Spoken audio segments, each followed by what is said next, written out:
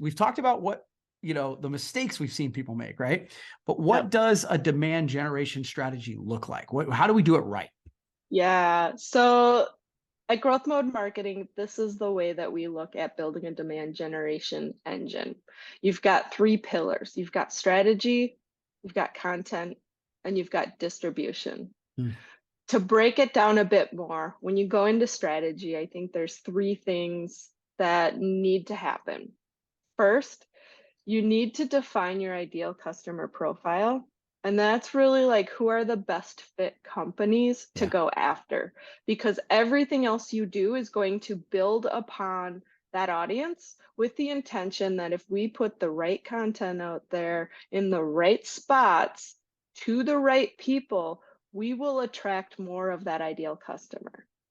Yeah. And that's hard for a lot of companies to kind of grasp, Yeah. honestly, because they look at it and they're like, you're telling me to narrow down my audience. Yep.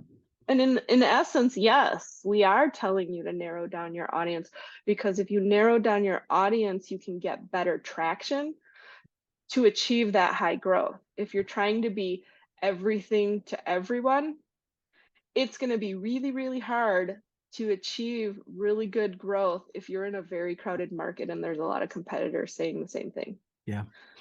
Yeah.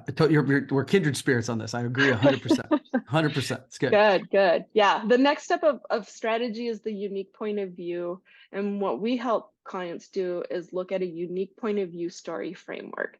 And that's really like a story to challenge thinking out there. And what I mean by that is, there's a lot of organizations, like we often work in the technology space with our clients. Sometimes it's a very, very, very crowded market, Mhm. like hundreds, if not thousands of solutions that essentially solve the same problem. Right. And it's hard to stand out and it's hard to come up with differentiators because a lot of companies don't actually have meaningful and real differentiators. Right. And so what they start to lean on to say they're different, it's like we have exceptional customer service. We have an amazing onboarding process.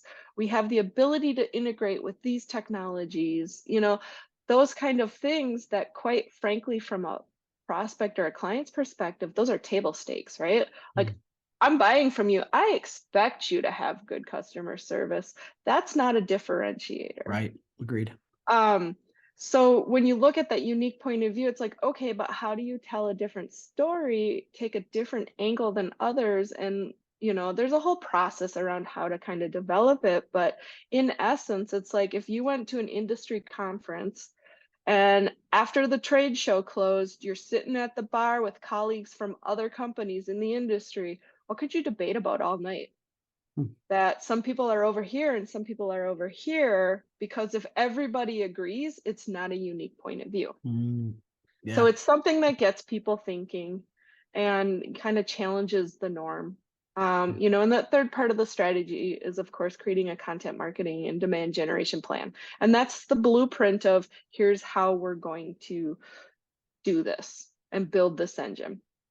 Wow. So from a content perspective, then, I mean, content really is the fuel of a demand generation engine. And Yeah. so it's looking at key topics, which, by the way, you've already done your customer profile and your unique point of view. So you have this pretty much mapped out, like, here's who we're talking to, and here's how we're going to talk to them and the story we're going to tell. So the key topics kind of naturally come out of that. And it's developing content for each stage of the funnel. So top of funnel, middle of funnel, bottom of funnel, and also looking at it in the formats you create. So how do you slice and dice this content? Knowing one, how do we get extra mileage out of something? So for example, going back to that Forrester report I talked about earlier, don't just put the report out there, throw a form in front of it and let people consume it. Not everybody is going to read your 30-page scientific type report from Right. Forrester. But you can look at that like, okay, we've got some really great information. How do we create more content out of it? And Hmm. you can do a ton of social posts out of it, which are just taking little tidbits out of it to spoon feed people. Right. You can create video clips out of it. You can do webinars. You can create infographics. You can create articles. Like the list goes on. And before you know it, that one 30-page research report could actually equate to 50 pieces of content. Yeah. Yeah, of all different sizes and all different formats, because people consume things differently. And, some people love watching a 2-minute video. Some people love reading a 30-page research report, and you want to appeal to all of them. Yeah.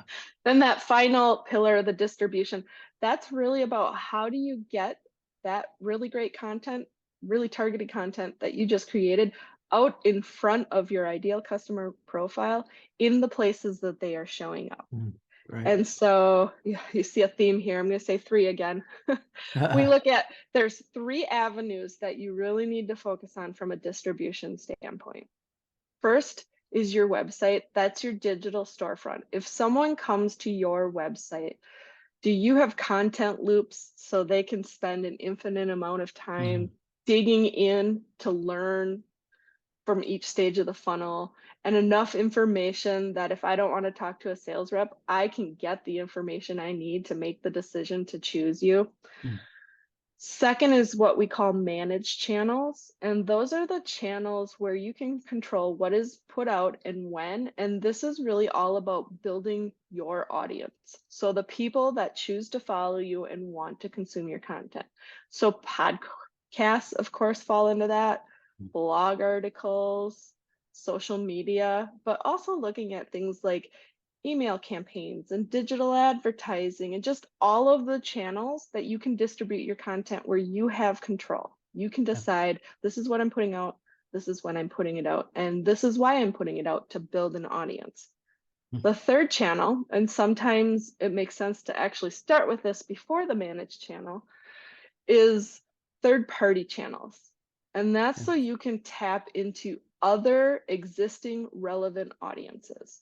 So think about, like, if you're in a specific industry, like HR technology, for example, there are industry organizations that continually put content out that have very big audiences.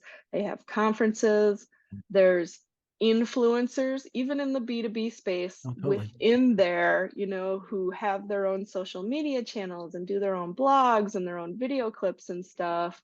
There's pay to play, to purchase other people's email lists and get in front of them. There's so many things that you can do from a third-party channel perspective. There's review sites, all those things. You build that out to tap into somebody else's audience because it's relevant to you, and it continues to expand your digital footprint for your company so that you're easy to find. You're showing up everywhere where your ideal customer is showing up, and you're consistently showing up so that they can consume your content. And third party also adds a level of credibility because it's not, hi, I'm Deanna from Growth Mode Marketing, and I'm putting out my podcast, like this example, I'm dipping into your audience right now, right? Because I'm coming and you've built this reputation in this podcast and have an existing audience. That's the kind of thing to think about as you